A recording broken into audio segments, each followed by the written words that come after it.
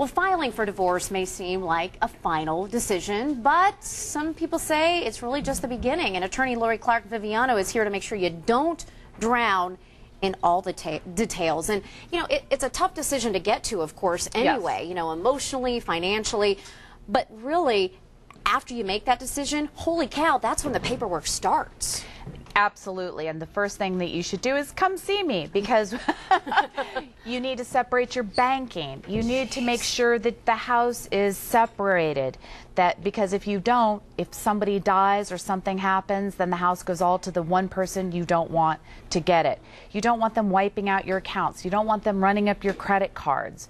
So you need to, instead of being sad or going eating a Carl's burger.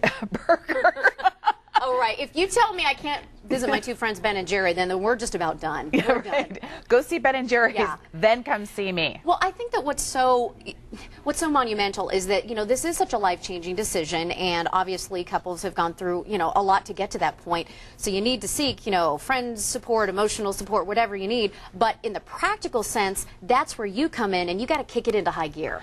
You know, I'm glad you said that. I just saw a very nice woman this week, and I said to her, look, you don't have time to be emotional. You have 2 children, you have a 10th grader, you need to keep it together, go have a facial, do whatever you need, but we need to handle the finances. Right. So putting people in that mindset of let's get it done, let's do this. Let's remind everyone, because, you know, it's a time where, you know, people are scattered and maybe not thinking straight. What are those things that they really need to get done? Well, this is why what my office offers, and I'm sure a lot of attorneys do, you can come in on a consult. It's usually a lot more economical, but at least start, like you said, getting going. Change your will, sever your joint tenancy, open up separate bank accounts, and notify your credit card company. You need to do that immediately, because if you don't, negative things can happen. And you know, if you didn't write this down, please go to San Diego Living and you can, you know, receive that information. Okay, this is kind of scary, because I got sent something in the mail the other day saying that my credit card had been compromised, so they sent me a new one, and I had a couple of, like my phone bill and a few other things, they automatically take it out of my credit card. I got called and said, hey, your card doesn't work anymore. You're saying if you forget to do that and your soon-to-be ex-spouse still has that number, they can rack up the bill. Absolutely. And it's all well and good to have an attorney say to you, oh, well, the courts will figure it out. But what do you do in the meantime if you've got charges that you can't afford? And so to me, I believe in being calm, cool, and proactive. Right. So let your friends be a basket case, you know, after midnight or when Lori's office closes, and get this emotional support then. Exactly. Okay. You know what?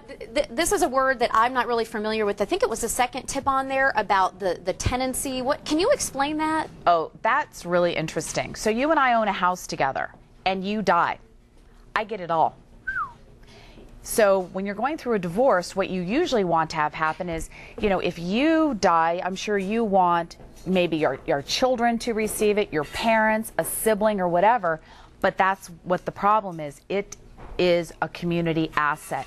I think the key is the minute someone, you know, even if they say it lightly, I want to divorce you, go see a lawyer. Know your rights, know what you need to do, get your paperwork together, start realizing that there's a lot of stuff for you to do, and it isn't going to take an hour. Okay, so getting the credit card, just making sure that everything is, you know, as separate as it can be. Anything else we're forgetting here? Anything that it just doesn't seem obvious, but it's important? Oh, yeah, we gave you that list too. Is you have a trust. You need to dissolve your trust. Because again, what you're not realizing is, as a couple, you did a lot of things together, and that's great. But now you're wanting to be separate entities that stand alone. And again, get legal advice. You know, start wherever you feel comfortable, either with the divorce attorney or the person that set up your trust, but you have to act. The worst thing I hate is for someone, you know, and I'm just picking on you, Renee, come in my office, I give you all this advice, and you say, my husband or wife would never do that. Ugh. And then the next frantic call I get is, I just had one 2 weeks ago. He wiped out my account. I have no money. He closed my credit cards. And I don't want to say the adage, you know, but it's true.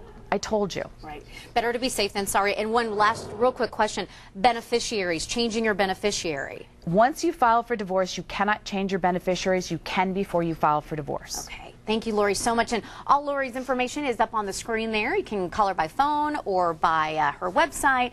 And always great to have you on. Killer dress, by the way. Thank you. What about the shoes? Oh, hello, girlfriend. You must have been out the boutique. There you go. Thanks so much, Lori. Great to see you. More information, of course, you can always log on to our website, san diego6.com.